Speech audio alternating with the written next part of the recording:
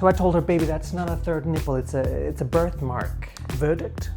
She said it still counts. Nah, women, brutal creatures. They'll measure your penis and round down to the nearest inch. Right. Anyway, Doc. Still not a doctor. Well, you know they're releasing the new Avengers movie soon, right, Doc? I seem to recall I saw a YouTube video a couple months ago of a painfully slow pan along a row of empty seats. Right, with RDJ at the end, smirking at the camera. The man has incredible range. So to prepare for Doomsday, I rewatched the last two Avengers movies, right? Especially Endgame, and I have to say, I don't understand. Thanos' motivation makes no sense. It's driving me insane. Thanos, yes. You mean that hypertrophic version of Barney the dinosaur? Exactly. Go on then. So in the Infinity Gauntlet comics from '91, Thanos is madly in love with Lady Death. Kinky. So he snaps away half of life in the universe as a deranged way to impress her, because she is the embodiment of death. Classic simpering behavior. I do respect the commitment. So in the movies he wants to snap away half of life in the universe because of lack of resources.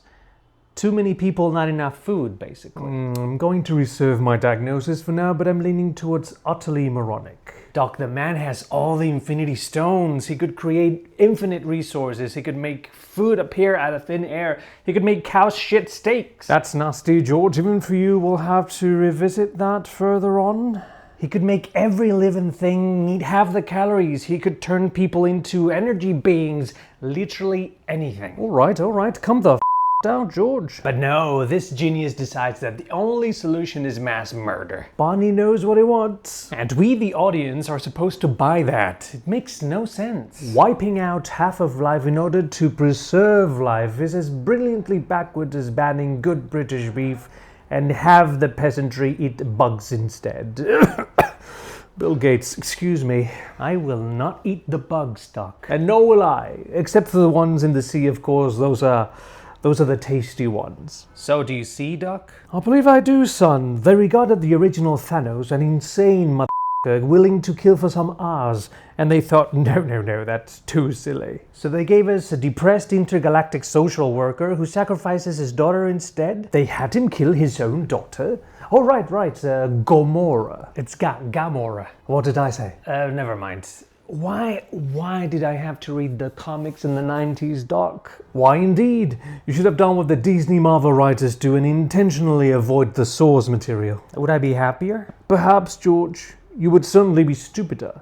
More so than those halfwits who call themselves showrunners and who haven't done an honest day's work in their uneventful, empty lives. Whoa, Doc. A bit harsh, don't you think? Not harsh enough, son. People who think they can rewrite Jim Starlin's Infinity Gauntlet series, or the Harry Potter books by J.K. Rowling, or even the Lord of the Rings by Tolkien, those people deserve to be.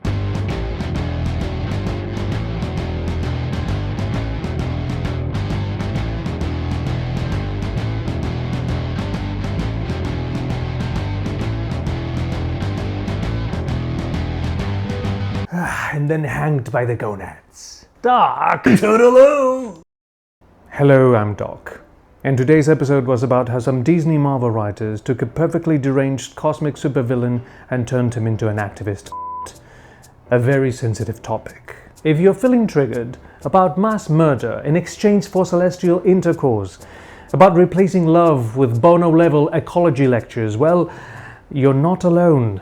Talk to someone, or just leave a comment.